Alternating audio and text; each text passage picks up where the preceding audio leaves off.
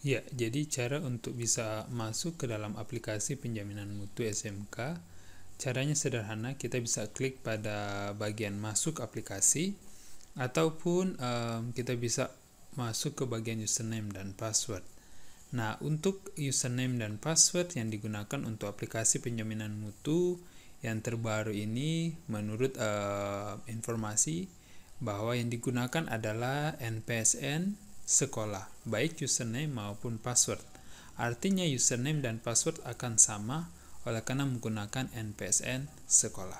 Bila nanti Bapak Ibu sudah mengetikkan NPSN tersebut, sudah bisa masuk ke dalam aplikasi. Oke, bila Bapak Ibu sudah mengetikkan pada username dan password untuk NPSN-nya, Bapak Ibu akan diarahkan ke beranda, dan ini tampilan awal dari penjaminan mutu yang perlu kita isi, dan kita bisa lanjut untuk mengisinya. Oke. Sekolah Bapak Ibu. Ini yang harus dimasukkan ketika nanti Bapak Ibu akan mengisi instrumennya. Jadi data ini harus dimasukkan dulu. Nah, data sekolah harus dimasukkan terlebih dahulu karena berkaitan dengan nanti Bapak Ibu mencetak yang namanya fakta integritas pada menu fakta integritas. Nah, pada menu fakta integritas ini akan muncul informasi terkait nanti nama sekolah dan nama kepala sekolah serta nama pengawas yang membina sekolah Bapak Ibu. Itu nanti adalah 2 orang yang nanti akan melakukan tanda tangan fakta integritas yang menyatakan bahwa semua pengisian yang dilakukan pada aplikasi ini sudah sesuai dengan keadaan sebenarnya yang terjadi di sekolah Bapak Ibu. Nah, untuk data sekolahnya sendiri dari pihak PSMK itu di atas ini ada 2 tombol sebenarnya. Ada pengambilan data dari Dapodik sama pengisiannya secara manual. Nah, untuk pengambilan data dari Dapodik, informasinya masih terus dikembangkan karena masih berkomunikasi dengan sistemnya Dapodik untuk komunikasi sistem melalui API. Tapi kalau hal ini diklik, pengambilan data Dapodiknya belum berhasil karena belum semuanya terisi di sini. Jadi kepala sekolahnya namanya siapa, pengawasnya siapa itu belum terisi karena mungkin belum terhubung dengan Dapodik. Jadi untuk pengisian data sekolah itu menggunakan tombol yang sebelah kanan seperti logo pensil ini yang diklik. Jadi ketika diklik nanti akan muncul inputan di mana Bapak Ibu harus mengisinya mulai dari nama sekolah, kemudian provinsinya di mana, kecamatan, sampai dengan desanya. Nama kepala sekolahnya diisi, NIP-nya juga kalau ada. Kalau untuk yang negeri atau kepala sekolah yang ada NIP-nya silakan diisi, tapi kalau untuk yang swasta silakan dikosongkan atau dikasih tanda strip. Begitu juga dengan nama pengawas. Ini saya simulasikan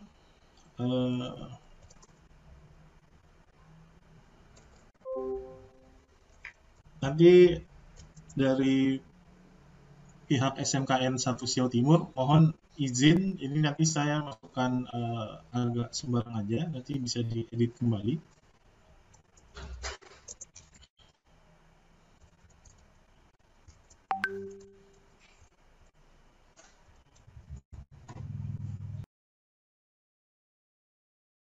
Mohon izin bentar Bapak Ibu.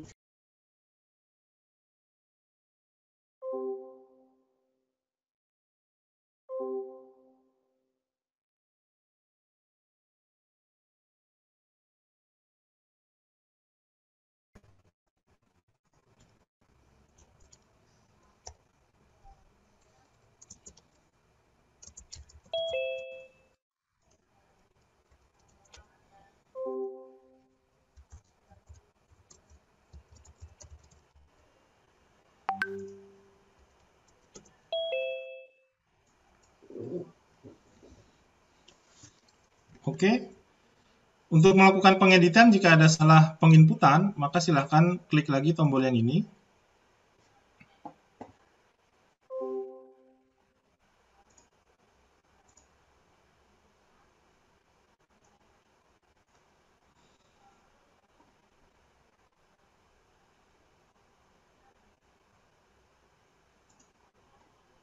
Nah, di sini Bapak Ibu bisa melakukan proses pengeditan terkait inputan yang sebelumnya udah diisi. Nanti tinggal klik tombol perbarui untuk memperbarui data yang sudah diisi. Proses berikutnya setelah memasukkan data sekolah, Bapak Ibu akan menuju ke kompetensi keahlian. Di kompetensi keahlian ini ada tombol tambah data. Bapak Ibu silahkan klik tombol tambah data, di mana di sini pada SMK diminta mengisi jurusan yang dibuka di SMK tersebut. Data ini yang dimasukkan adalah data 1 tahun terakhir. Jadi data 1 tahun terakhir. Kalau seumpamanya ada 2 tahun terakhir atau 3 tahun terakhir jurusannya pernah dibuka, kemudian udah tutup, itu nggak perlu dimasukkan. Data yang 1 tahun terakhir ini yang masih aktif datanya. Jadi contohnya kalau yang saya lihat di SMKN 1 Silaut ini jurusannya terkait dengan kelautan. Di sini ada 2 ya, Bapak Ibu, ada jurusan perikanan dan ada bidang keahlian perikanan dan kelautan, ada kemaritiman. Nah, ini untuk yang SMK PK sendiri dia masih pakai yang kurikulum K13 ya. Jadi nanti untuk milih jurusannya pakai yang kemaritiman di sini. Jadi nanti untuk yang SMKN 1 Silaut ini ada di kemaritiman, program keahliannya nanti disesuaikan. Kalau seumpamanya di situ nanti masuk ada agribisnis, berarti nanti pengolahan hasil kayak gitu ya. Silakan disimpan, nanti akan muncul di sini. Contoh ditambah lagi, ada di kemaritiman, ada mungkin kapal penangkap ikan ya kalau nggak salah. Pelayaran kapal penangkap ikan.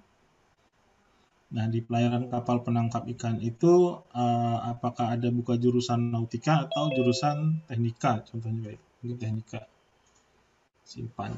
Nah, sesuaikan jumlah jurusan ini dengan jurusan yang dimiliki oleh sekolah Bapak Ibu. Kalau ini semuanya udah diisi, kemudian ada terkait perubahan data, silahkan klik tombol pensil ini, tombol edit. Jadi kalau semuanya ada kesalahan penambahan data, silahkan tombol klik ini. Oh ternyata saya nggak teknika, saya nautika. Oke silahkan. Terus klik tombol update. Begitu juga kalau seumpamanya mau menghapus, nanti Bapak Ibu silahkan klik tombol edit, kemudian klik tombol hapus untuk menghapus datanya. Data berikutnya yang diisi yaitu terkait data jumlah pendidik dan tenaga pendidikan yang ada pada sekolah Bapak Ibu. Di sini klik tombol perbaharui data. Nah, di sini yang diminta adalah memasukkan jumlah guru dengan kategori laki-laki dan perempuan yang dibedakan menjadi 3 jenis, yaitu guru umum, guru kejuruan, dan tenaga kependidikan. Jadi kemarin ada pertanyaan dari di angkatan 2, Pak, di sekolah saya itu ada guru yang ngajarnya basic pada kejuruan kayak gitu. Itu apakah masuk ke dalam kategori guru kejuruan atau guru umum? Jadi selama guru tersebut mengajarkan mapel kejuruan, mapel bidang kejuruan sesuai kompetensi keahlian yang ada di Bapak Ibu, itu berarti masuk ke dalam guru kejuruan, kecuali dia ngajarnya contoh seperti matematika atau bahasa Indonesia atau mungkin agama kayak gitu, itu baru masuk ke dalam kategori guru umum. Itu yang nanti di-counting kemudian dimasukkan jumlahnya berapa. Saya asumsinya ya, saya asumsi nanti bisa diedit sama SMKN 1 Silaut.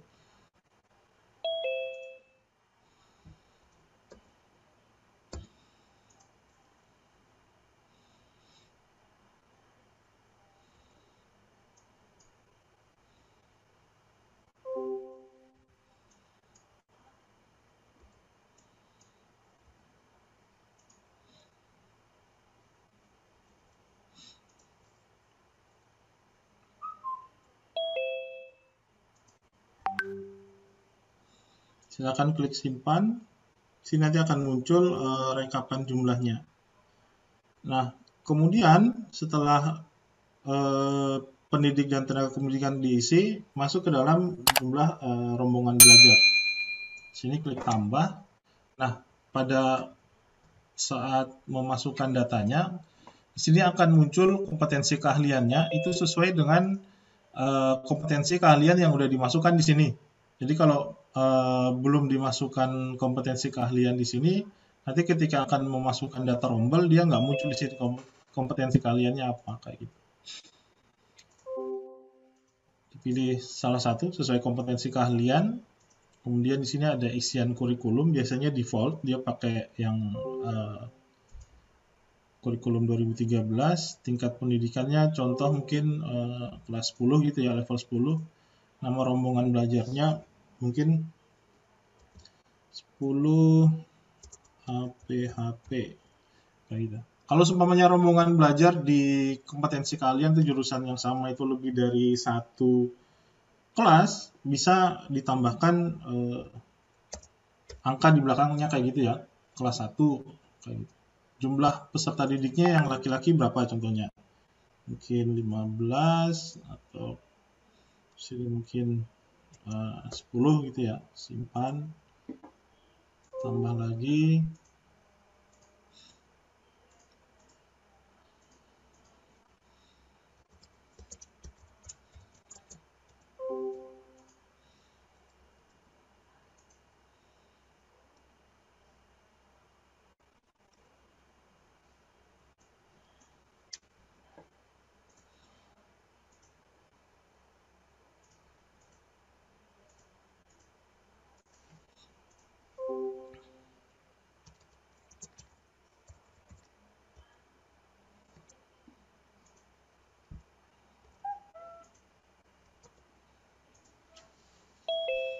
Oke, ini contoh pengisiannya untuk yang rombongan belajar. Jika nanti ada perubahan data, silakan juga melakukan proses pengeditan di sini.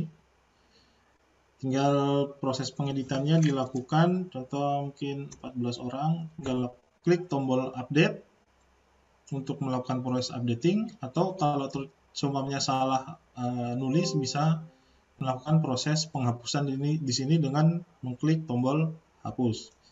Kayak gitu. Nah, pengisian pada menu sekolah setelah selesai dilakukan, baru bisa masuk ke dalam fakta integritas. Nah, sesuai prosedur di aplikasi, di sini ketika data sekolah diisi, pada fakta integritas pun informasinya akan terisi nama kepala sekolahnya siapa, kemudian NIP-nya berapa, kayak gitu kan. Kemudian di sini ada proses yang menyatakan bahwa seluruh data yang akan diisikan dalam instrumen sudah sesuai dengan data yang sebenarnya. Di sini harus dicentang, saya setuju dengan fakta integritas sekolah di atas, baru klik cetak fakta integritas. Kalau Bapak Ibu belum mengklik cetak fakta integritas, ketika Bapak Ibu masuk ke kuesioner, di sini tombol kuesionernya masih nonaktif. Jadi langkah yang harus dilakukan adalah Bapak Ibu harus melakukan cetak fakta integritas secara prosedur aplikasi. Walaupun nanti proses penandatanganan fakta integritas ini itu dilakukan terakhir setelah semua kuesionernya terisi. Jadi harus cetak fakta integritas. Di sini ada confirm yang muncul, apakah Anda yakin? Pilih ya. Nah, ketika melakukan pencetakan, di sini nanti dia akan mengeluarkan sebuah data PDF. Saya open.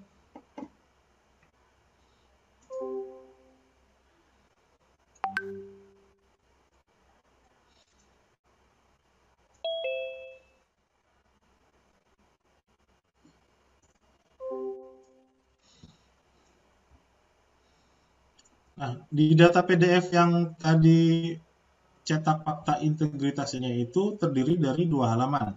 Halaman pertama yang bertanda tangan adalah kepala sekolah, dan halaman yang kedua yang bertanda tangan adalah pengawas. Jadi, kepala sekolah dan pengawas menyatakan bahwa seluruh data yang diisikan dalam instrumen APM ini, APM SMK, sudah sesuai dengan data yang sebenarnya.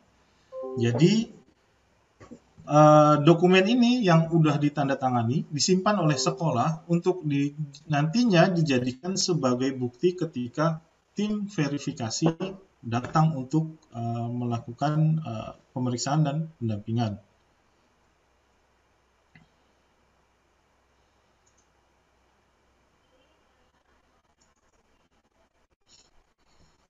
Nah, setelah fakta integritasnya terisi atau dicetak, baru Bapak Ibu berpindah ke menu kuesioner. Di dalam menu kuesioner ini nanti akan aktif tombol pengisian kuesioner pada 5 komponen yang tadi sudah dijelaskan oleh Pak Hasri dan Bu Mia. Jadi dari komponen input, proses, output, outcome, dan impact. Silakan Bapak Ibu bisa mengisinya dari tahapan manapun, tidak perlu berurut. Jadi bisa dari input dulu atau Bapak Ibu langsung impact dan seterusnya. Gitu. Nah, kalau yang tadi disarankan oleh Pak Hasri, dokumen instrumen yang sudah di-share sama Mbak Dita di chat tadi pada dokumen materi, itu sebaiknya ditelaah secara offline dulu. Jadi sebelum mengisi, dokumen itu mungkin dibagikan, kemudian dikoordinasikan oleh kepala sekolah dengan timnya, dengan waka-waka, bagian-bagian mana yang biasanya kan di dalam sekolah itu bagiannya masing-masing, untuk siswa sendiri, untuk mungkin sarpras sendiri, kayak gitu. Jadi bisa dikondisikan secara teknis di lapangan, siapa yang mengisi nantinya dokumen-dokumen tersebut. Jadi sebelum memasukkannya ke aplikasi, alangkah baiknya seperti saran Pak Hasri tadi, pada dokumen instrumen APM yang sudah dijelaskan bahwa di tiap indikator kinerjanya, itu ada rentang capaian kinerja dari 1 sampai 5. Jadi mungkin sesuai dengan tanggung jawabnya guru siapa atau waka siapa atau yang bertanggung jawab di sekolah pada aspek tersebut, dia yang mungkin diberikan tugas untuk mengisi pada aspek tersebut. Sekolah ini potretnya itu berada pada capaian kinerja level berapa, apakah 1 ataukah level 5. Tapi dengan catatan bahwa ketika nanti Bapak Ibu mengisi pada instrumen salah satu level ini, berarti harus juga sudah siap dengan dokumen bukti yang nanti akan ditunjukkan kepada verifikator ketika nanti turun ke sekolah Bapak Ibu. Jadi tiap level capaian kinerja yang nanti Bapak Ibu pilih itu harus sesuai dengan atau sudah disiapkan dokumen penunjangnya. Yang tadi seperti disampaikan Pak Hasri, bahwa dokumen bukti bahwa salah satu indikator kinerja itu sudah dilakukan oleh Bapak Ibu. Oke, kemudian saya contohkan untuk proses pengisian kuesionernya. Di sini untuk melakukan pengisian kuesioner, Bapak Ibu klik tombol pengisian kuesioner yang berwarna merah. Ini silakan diisi. Tampilannya nanti seperti ini. Jadi ada pada komponen input ada 7 aspek. Jadi kalau Bapak Ibu nanti lihat di materinya, saya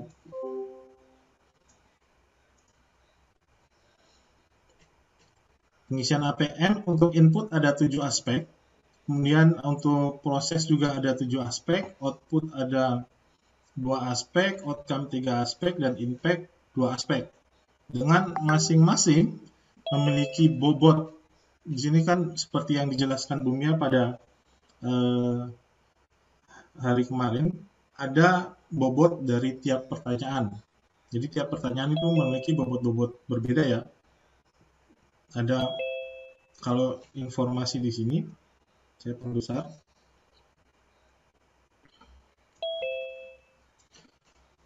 ada bobot, kemudian di sebelahnya ada jumlah ada pertanyaan, kemudian ada jumlah isian. Sebenarnya bukan pertanyaan tapi semacam pernyataan, gitu ya. Karena di sini tidak ada tanda tanyanya, jadi bukan kalimat pertanyaan tapi kalimat pernyataan. Jadi contoh pada aspek siswa itu ada pernyataan sekolah melaksanakan penjurusan siswa berdasarkan minat dan bakat. Nah, pernyataan ini untuk sekolah sendiri dia berada pada apakah udah sesuai pada capaian kinerja level berapa, itu tinggal dipilih. Jadi rentangnya antara 1 sampai 5 tadi. Asumsi saya pilih udah melakukan penjurusan berdasarkan minat dan bakat siswa tapi belum melalui psikotes. Oke, nomor 4. Kemudian untuk pernyataan kedua ada penjurusan siswa berdasarkan prestasi akademik meliputi bahasa Indonesia, bahasa Inggris, matematika, dan IPA. Oke, saya sudah melakukan tapi masih di 3 mapel. Mungkin baru bahasa Inggris sama matematika sama bahasa Indonesia, IPA-nya belum, contoh seperti itu. Nah, kalau sudah mengisi ini, Bapak Ibu harus mengklik tombol simpan. Karena kalau semuanya Bapak Ibu contohnya klik ke tombol komponen berikutnya, maka ketika Bapak Ibu balik lagi ke komponen sebelumnya, itu isian pada komponen pertama itu hilang. Jadi harus mengisi ulang. Gitu ya. Jadi setelah diisi, Bapak Ibu harus klik tombol simpan. Cuma kelemahannya dari aplikasi yang dikembangkan oleh PSMK ini adalah ketika mengklik tombol simpan, maka otomatis dia akan berpindah ke aspek yang berikutnya. Jadi di sini untuk berpindah ke antar aspek 1 sampai aspek 7, itu klik tombol panah yang kiri dan kanan. Kayak gitu. Kalau semuanya untuk berpindah antara pertanyaannya pada aspek yang sama, klik tombol komponen berikutnya dan komponen sebelumnya. Nah, contoh untuk masih di aspek 1 di siswa, untuk kurikulumnya pertanyaannya mungkin asumsi masih 4 gitu ya. Nah, kita klik simpan lagi kayak gini. Kalau udah klik simpan, kita cek dulu di aspek 1 itu apakah masih ada komponen berikutnya atau enggak. Oh, ternyata masih ada, kayak gitu ya. Sampai dengan Bapak Ibu isiannya ke komponen terakhir. Ada beberapa pertanyaan itu yang membutuhkan perhitungan jumlah. Jadi kalau contohnya di sini untuk keterserapan, contoh aspek pertama, aspek keterserapan dan kemandirian lulusan. Di sini ada proses presentasi siswa lulus sekolah mendapatkan pekerjaan dan wirausaha. Bapak Ibu contohnya antara 60% sampai 79% siswa atau lulusan mendapatkan pekerjaan atau wirausaha. Nah, di sini harus dihitung nanti. Harus mengisikan Bapak Ibu ngitung 60%-nya itu dari jumlah siswanya berapa, yang udah melaporkan berapa, kayak gitu contohnya. Jadi tidak asal hanya menulis, oh saya sekitar 60-70%, enggak, tapi harus didukung dengan breakdown data di mana harus menyertakan jumlah-jumlahnya sampai kenapa bisa Bapak Ibu ambil bahwa perhitungannya adalah 60% atau 70% kayak gitu. Begitu juga dengan yang lainnya. Jadi kalau di sini contohnya terkait lulusan mendapatkan gaji minimum standar UMR yang udah melaporkan berapa kayak gitu. Yang udah menerima gaji minimum standar UMR atau yang masih di bawah standar UMR berapa kayak gitu. Itu yang Bapak Ibu harus isi. Nah, ini diisi semuanya mulai dari aspek yang pertama sampai dengan aspek yang terakhir.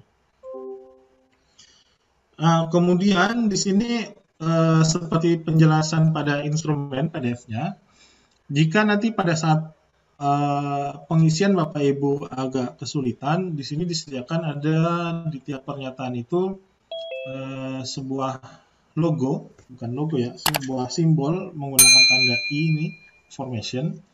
Ini kalau Bapak Ibu klik, maka dia akan menjelaskan sesuai dengan yang di PDF. Jadi terkait dengan pertanyaan atau pernyataan yang ditanyakan. Jadi atributnya apa? Sinkronisasi validasi kurikulum dengan Diduka, indikator kerjanya apa? Kemudian definisi dari setiap yang ada di sini itu seperti apa. Nah, itu nanti dijelaskan di sini. Jadi bisa Bapak Ibu lihat penjelasan dari tiap pernyataannya itu di tombol ini, atau bisa juga melihatnya dari PDF instrumen yang sudah diberikan kayak gitu. Jadi tadi kalau sarannya dari Pak Asri, sebelum masuk ke dalam pengisian aplikasinya, sebaiknya ditelaah dulu instrumennya yang berupa file PDF tadi, kemudian dipilih gitu ya, mungkin dicentang atau dilingkari. Harusnya pernyataan ini di sekolah saya itu saya milihnya capaian kinerjanya level 4, contoh kayak gitu. Nah, itu nanti ketika udah selesai diisi dengan sesuai bidang masing-masing, bidang tugas masing-masing, bisa dikoordinasikan satu orang yang melakukan pengisian di aplikasi berdasarkan inputan yang udah ada dari hasil telaah instrumen tadi. Nah, ketika kuesionernya udah selesai diisi semuanya, di sini Bapak Ibu bisa melihat progres di sini nantinya. Progres pengisiannya saya udah sampai seberapa, kayak gitu ya di sini. Oh, ternyata ini tadi kan saya nggak isi semua, saya contohkan. Ternyata progres isian saya adalah baru 11%. 11% itu dari aspek mana aja. Ketika nanti diklik progresnya, oh ternyata dari aspek siswa saya udah menjawab pertanyaannya sebanyak 2 soal, itu udah saya jawab semuanya, berarti presentasi terjawabnya untuk aspek siswa itu udah 100%. Di SDM ada 7 soal, ternyata belum saya jawab sama sekali, di sini presentasinya berapa. Jadi Bapak Ibu bisa cek mana yang belum terisi maksimal 100%. Hal ini juga bisa kalau semuanya pendampingan oleh pengawas bisa masuk ke sistem melalui akun dari sekolah, kemudian mencek progres pengisian dari sekolahnya itu udah sampai seberapa. Jadi pendampingan dilakukan oleh pengawas, kemudian pengecekan progres pengisiannya itu bisa dilakukan. Ini kalau sudah terisi semua, nanti baru Bapak Ibu masuk ke menu yang namanya informasi mutu. Nah, di dalam informasi mutu ini, itu seperti yang disampaikan oleh Pak Asri bahwa ada chart-chart atau bagan-bagan yang nanti ditampilkan sebagai informasi hasil pengisian yang dilakukan oleh Bapak Ibu. Jadi yang dilaporkan outputnya di sini nanti ada yang namanya rapot mutu, ada yang namanya rapot SNP, rapot 8+I, rapot Rensta, dan scorecard, rapot BSC, kayak gitu ya. Nah, di rapot mutu itu nanti akan ditampilkan rapotnya dalam bentuk bagan spider seperti ini, bagan laba-laba, kemudian ada bar chart. Kemudian di sini ada Bapak Ibu masuk ke dalam kategori yang digimikan dengan simbol bintang. Jadi kalau yang tadi capaian kinerjanya itu ada 5 level, bintangnya pun di sini sesuai dengan banyaknya capaian kinerja. Jadi kalau contohnya tadi di siswa, ini saya tadi isinya kebetulan 4, predikatnya baik, saya masuk kategori masih dapat bintang 4, belum bintang 5, kayak gitu contohnya. Dan sampai dengan isian yang lain. Ini adalah rekapan dan rangkuman ya. Ini akan terisi kalau Bapak Ibu udah selesai mengisi semua instrumen. Begitu juga nanti di raport mutu. Pada raport mutu SNP ini, pada raport SNP nanti akan juga ditampilkan raport yang hampir mirip, tapi ada deskripsi dari standar atau instrumen breakdown-nya kayak gini.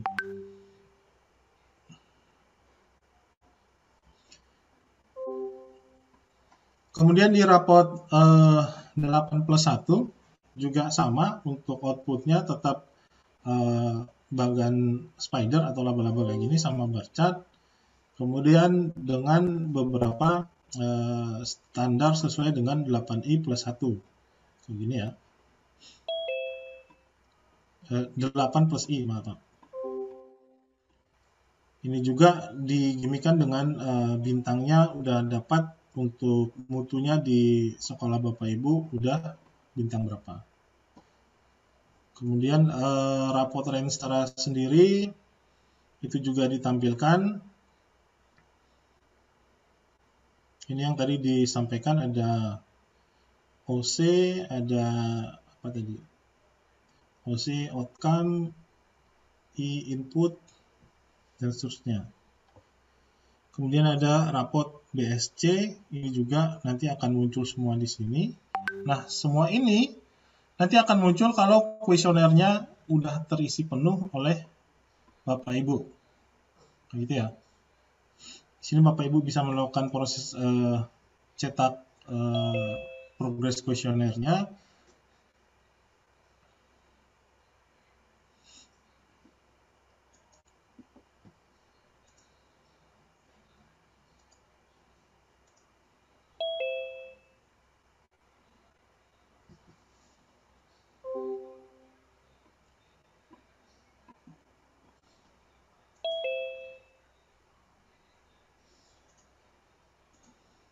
Hasil cetakannya seperti ini. Isian instrumen sekolah, SMKN 1 Siau Timur Selatan, komponen aspek siswa, pertanyaan apa, kemudian pilihan jawabannya apa, dan seterusnya sampai dengan semua pertanyaan yang ada. Jadi ini nanti jangan lupa setelah diisi, dicetak, ini juga akan menjadi dokumen yang harus diberikan ke tim verifikator nantinya.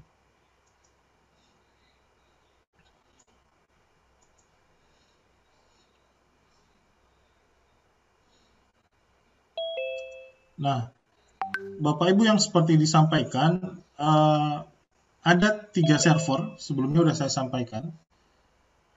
Pada awalnya dari PSMK itu menggunakan satu server PSMK untuk proses pengisian APM. Pada saat proses pengisian terjadi kendala karena jumlah hitnya terlalu banyak, akhirnya PSMK membatasi akses ke dalam servernya PSMK. Jadi dibagi menjadi 3 server, di mana PSMK meminta bantuan ke balai untuk menghandle beberapa area untuk tidak jadi satu ya. Jadi untuk yang SMK-PK itu akan dihandle oleh servernya PSMK, sedangkan untuk yang SMK-PK dibagi 2, pembagiannya per wilayah, karena Bapak Ibu di wilayahnya KPTK masuk ke server yang tadi sudah saya jelaskan. Jadi mengapa tidak semuanya jadi satu server itu jawabannya. Jadi masalahnya bahwa PSMK kesulitan ketika menghandle semua hit secara bersamaan. Nah, kalau semuanya udah terisi, kalau Bapak Ibu kembali ke beranda, di tampaknya ada progres pengisian. Nanti kalau udah terisi semua juga nilai rapot mutu sekolah juga muncul, sama nilai komponen mutu per input, proses, output, outcome, dan impact juga akan muncul di sini. Jadi berapa persen proses capaian target kinerjanya itu akan kelihatan di sini. Itu kemudian ini kalau udah terisi nanti bisa melakukan proses pengiriman rapot mutu sekolah. Ini nanti akan dikirimkan ke servernya PSMK.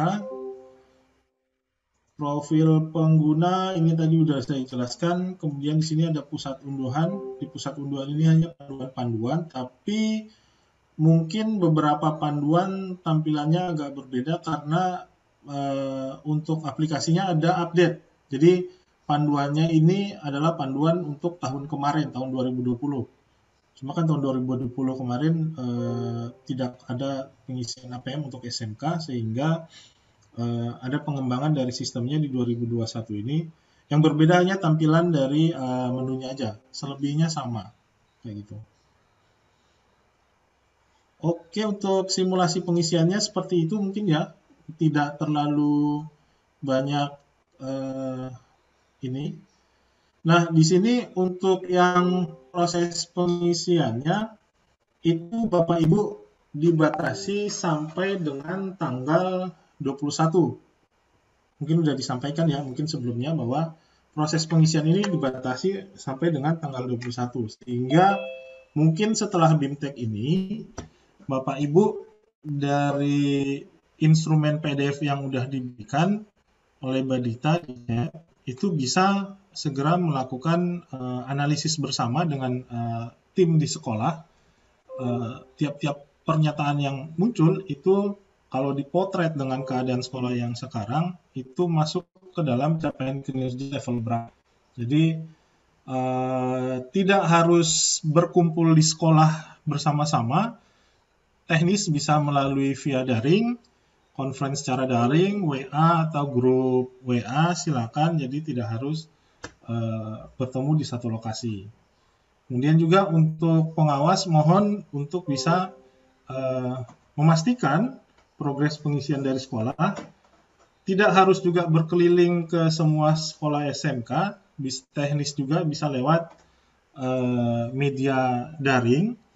Kemudian untuk proses penandatanganannya juga secara teknis bisa diputuskan di lapangan.